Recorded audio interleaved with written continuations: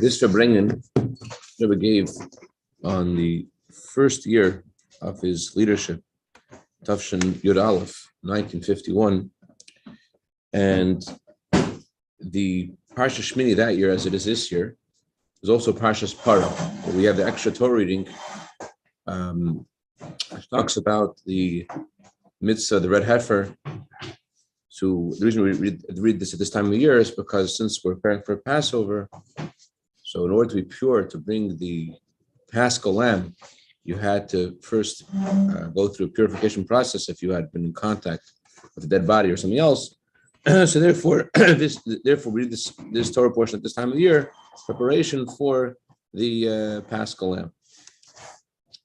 Similarly, we also read next week Parshas HaChodesh, the Torah portion which talks about the mitzvah of the new month of Rosh Chodesh Nisan, because Amrit Hashem next week is Rosh Chodesh Nisan. So this Farbrengen is interesting. The Rebbe discusses the theme of theme of redemption.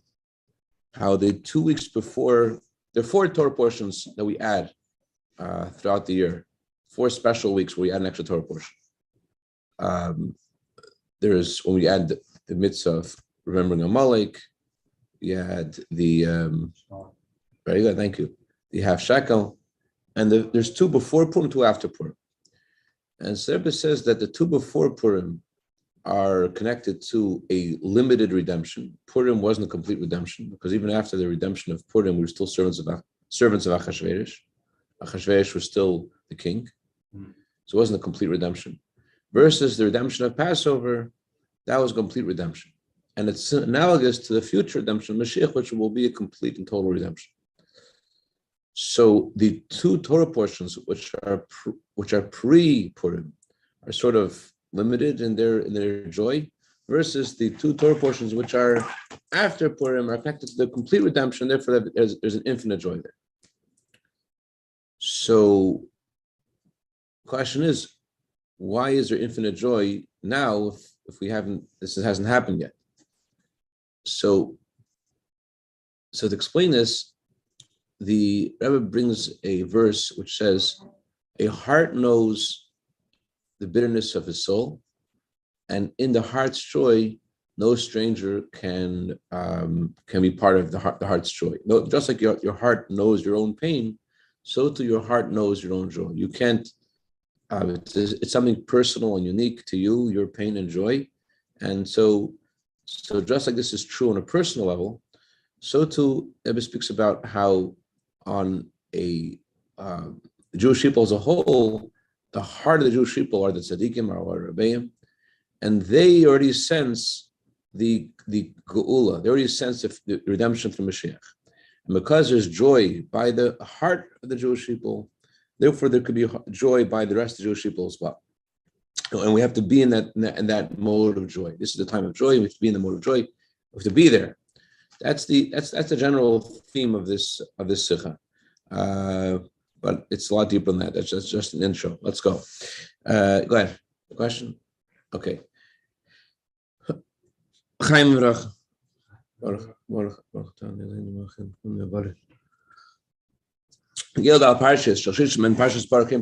Regarding the 4 Torah portions, to read the third one of them this week, Parshas Parah, the red heifer.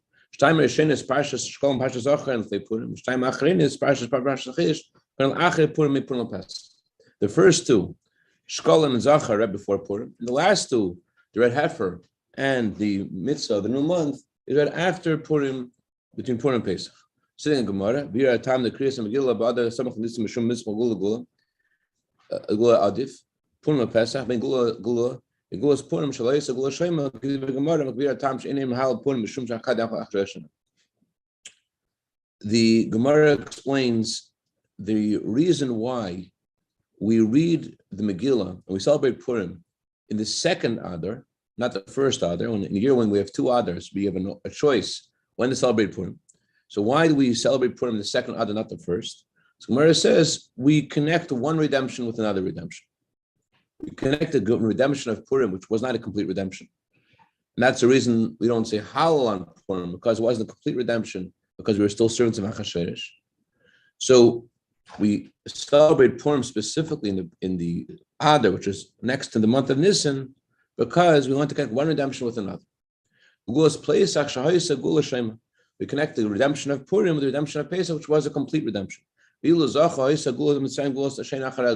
we would merit the Gula of the Jewish people from Egypt, would have been a complete Geula, which has no exile following that Geula.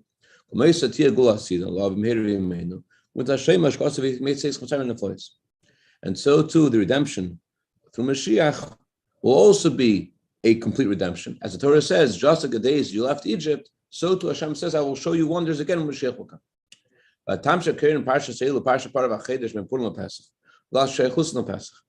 The reason why you read these Torah portions between Purim and Pesach is because their connection to Pesach. Parshas HaChodesh, Duber is Koram Pesach. Parshas Parah, Babus Rakdom Pesach, last year is Shayas Pesach Torah. Parshas HaChodesh, the Parsha of Rosh Chodesh Nisan, in that Torah portion, there is the mitzvah of bring the Paschal lamb, and the Parshas Parah, the Torah portion about the red heifer, which precedes the Paschal lamb. That Torah portion is read to remind the Jewish people to purify themselves, to prepare to bring the Paschal lamb. So that's the general difference between these two Torah portions and the ones before that. These two Torah portions are in the time of Passover. Okay, after the Rebbe said that talk, he said a discourse, and then he continued on in Oiz Gimel, the second Sicha. Al Pia Amor. Parshas Parah shayachas gulas Pesach mil gam gula shem moving. Parshas Parah negeshas karba simcha the gula mitzvah shlem. If in Parshas Parah, if in the Torah portion about the red heifer, there's a connection to the redemption of Passover, there's a connection to the future redemption. It's understood that we already could sense in Parshas Parah the joy of the true and complete Geula. We could sense in Parshas Parah the joy of the future. Behakt in Divrei HaMedrash al Pasuk, Zeh Schlukas HaPesach. Shaval Achar Agdam Zeh Schlukas HaTeira V'Yukelach HaPesach. Zeh Shamrakasa Levi Dei Mars Nafshei V'Tzchumas L'Schasa Yisar Zar. Levi Dei Mars Nafshei El Yisrael Shai Nizeisim Sunim Mitzayim B'Shibur. Kim Shaval Ligzer V'Gaz Alein Lahas Akash Baruch Has Pesach Bo Mar Tzamachim Am Akash Baruch Has Shalom Konecha Yichel B'Yis Schasa Yisar. The Medrash explains the words.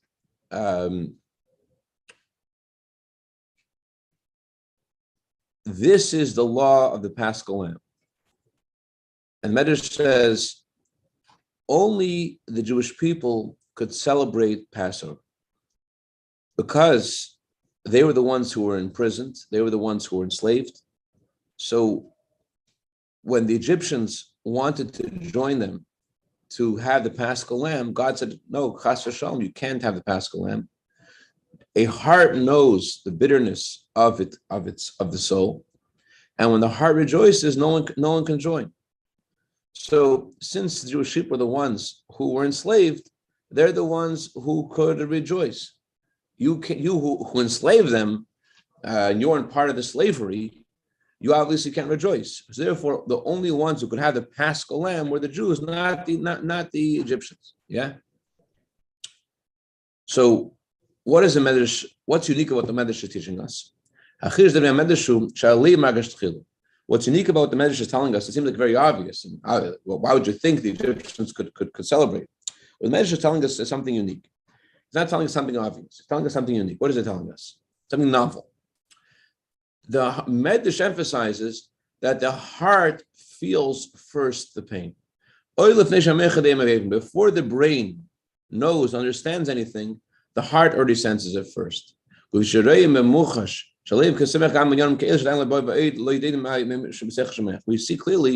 that the heart can have pain and the heart can have joy from those things that have not yet entered your mind. You haven't yet entered your brain space. Your heart already can rejoice and can have pain from some things that your brain doesn't even know about yet. Because our heart can feel things that the brain does not yet understand. We find this in halacha regarding fasting and Yom Kippur. What's the halacha if someone says, I'm sick and I need to eat? The doctor says, no, you're okay, you don't need to eat. What's it din, doctor? You know the din, right? Yeah. Then his doctor tells him he needs to eat or should eat. No, the doctor says you don't need to eat. That's what you asked. Yeah. And then you ask me what's the din if that's the situation. What's the din if the doctor says you don't need to eat? And you don't eat. The doctor, but the sick person says, I do need to eat. Yes. It's very funny. I'm going to say that the patient then thinks he needs to eat, he has to eat. Very good. Well, why? Well, because it's in his own heart that he knows. Oh, exactly the words of the Gemara. We listen to the sick person. My time, what's the reason? The heart knows the bitterness of its soul. He feels himself, he needs this. What this means is, seemingly, since the doctor is an expert in medicine, much more than the sick person, the doctor knows, he knows medicine. Why to listen to the sick person and not to the doctor? The reason is, the reason the sick person says, I need to eat, is not because of the logic in his mind. If it had to do with logic, we would not trust the patient. Then we listen, if we're going according to logic, we go to the doctor. He is an expert in medicine, not the patient. Because he feels in his heart he needs this. And the heart of the person who is sick can feel that something the doctor does not know.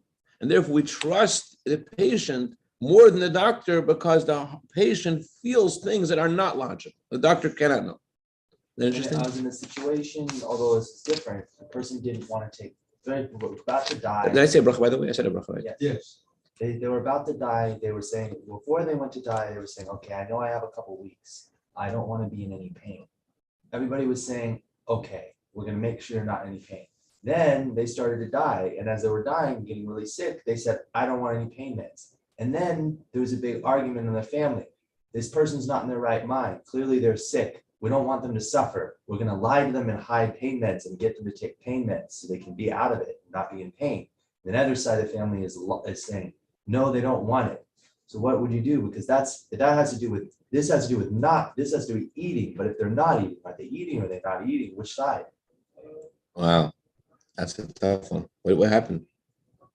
They ended up not taking them, and then afterward, very, very much fighting, very much pain in the family after the person passed.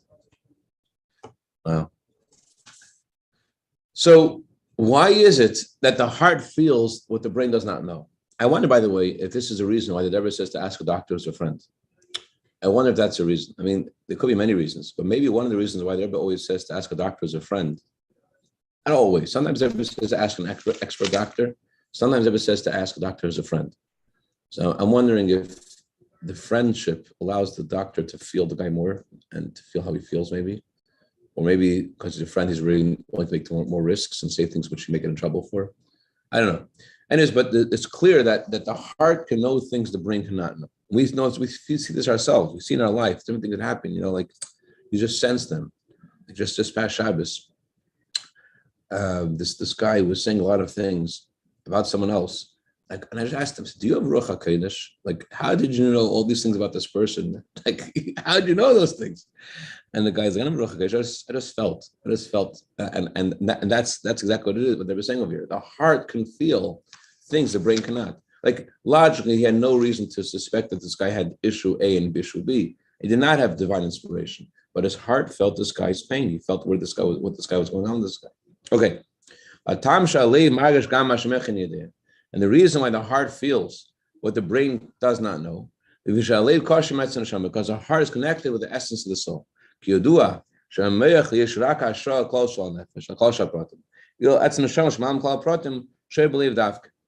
It's known that in the brain there is the general life force of the soul. General life force of the soul first enters the brain, and from the brain apportions energy to the rest of the body. So the relationship between the brain and the various limbs is what called klalu prat. There's the general, and then there's the specific. In the brain, things are in a more of a nebulous general form, and then there is the way things are away from the brain. It sends energy to each limb to give each limb that's its particular life force. But the essence of the soul is not called the generic energy. Rather, it's something which is beyond generic. It's something, in other words, generic means that it's something which is associated with a specific, just in a more general way. It's in the same category as a specific.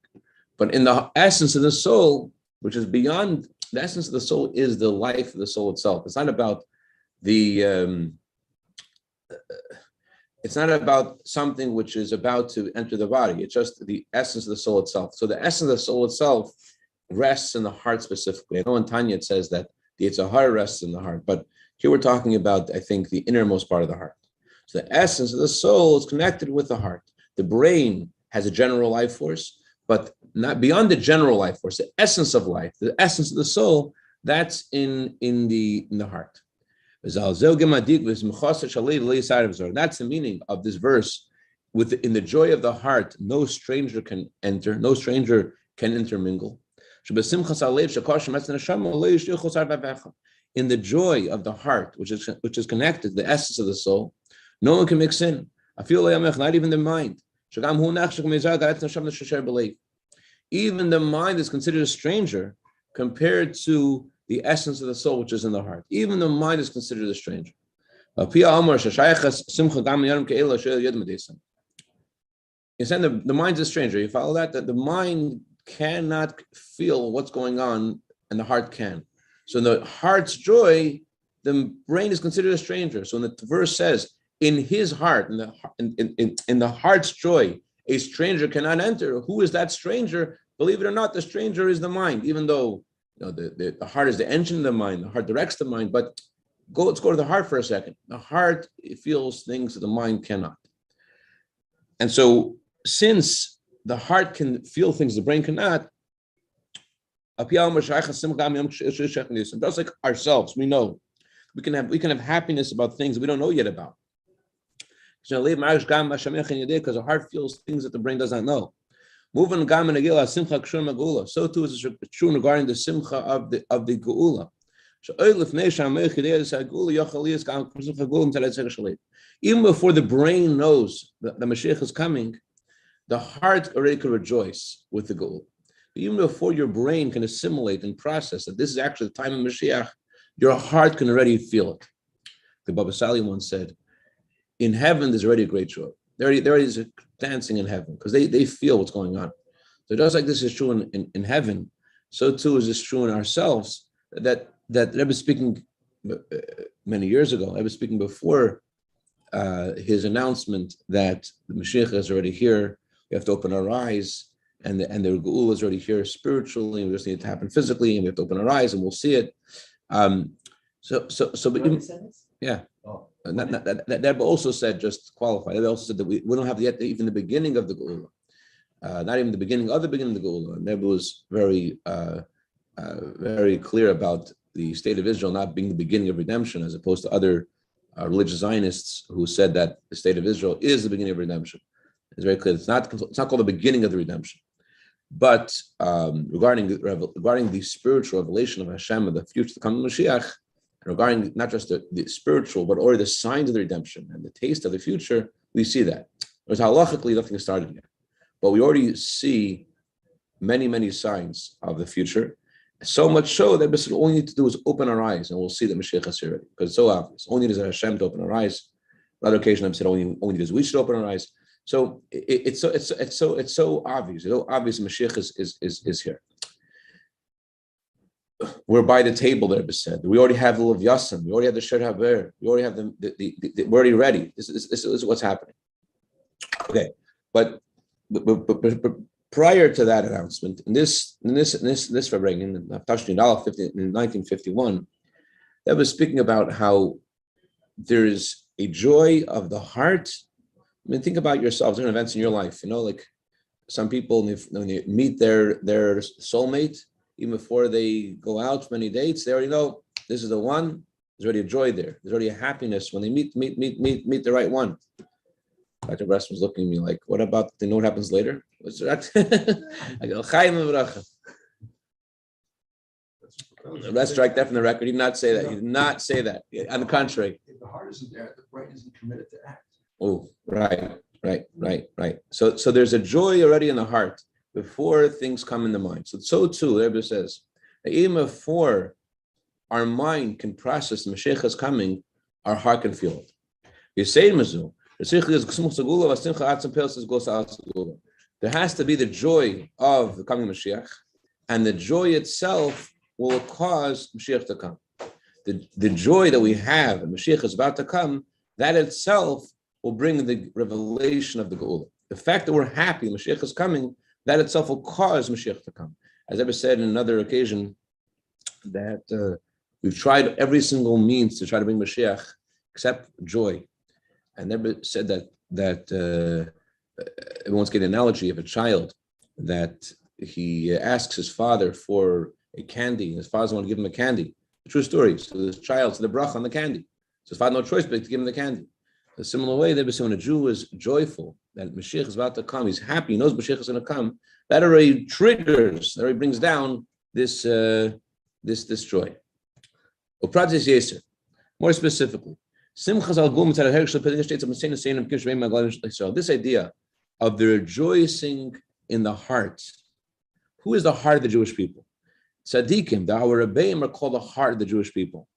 That was mentioned here. Oh, he does mention. The Rambam says that the king is called the heart of the Jewish people. Generally, it says the leader of the Jewish people is called the mind.